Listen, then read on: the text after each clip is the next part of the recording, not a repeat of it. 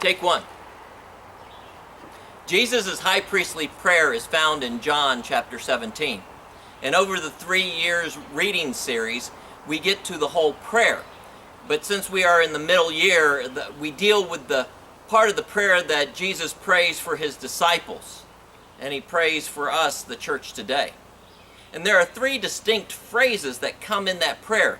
In the world, of the world, and into the world. And you can say we are indeed in the world. Just take a look around you.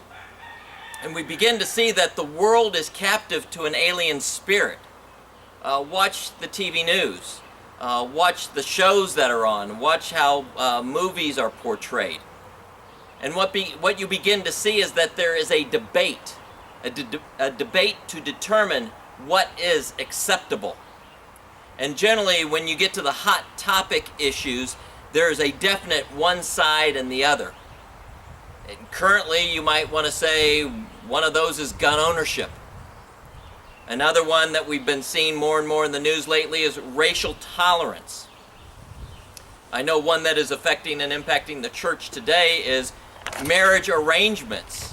And finally, as we're building into 2016, we talk about, with both extremes, political alignment.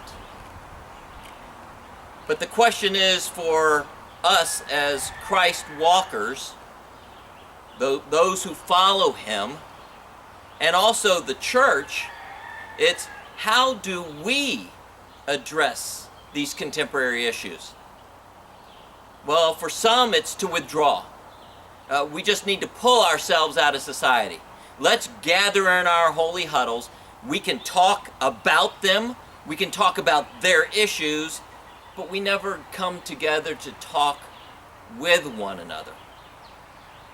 Well, for some, it's just a matter of putting some religious veneer on it. Make it look nicer. And somehow we can feel good about it. And it could probably be where we can say we can agree to disagree. But then some move to conform with an agreeable opinion. Find 2 or 3 or more others to agree with you on something, then obviously you're right. Because look at all these people around you.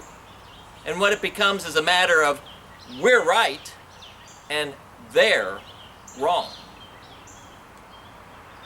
We in the church do that. Society does it. Society says we're right and you, the church, are wrong. But we as the church do the same thing. And so we become no different. We are of the world. And we begin to let that worldliness be the source of our identity and the source of our behavior. And it begins to establish our standards and practices. And when we do that, we begin to lose touch with the will of the Father and the work of the Son. We begin to push back against, and we're not pushing back against the world, we push back against God's intention for the world and ultimately Jesus' significance in the world. And so we begin to appear no different from the world. We're fearful, we're opinionated, and we become argumentative. And ultimately, we put love to death. That's the first take. Next, take 2.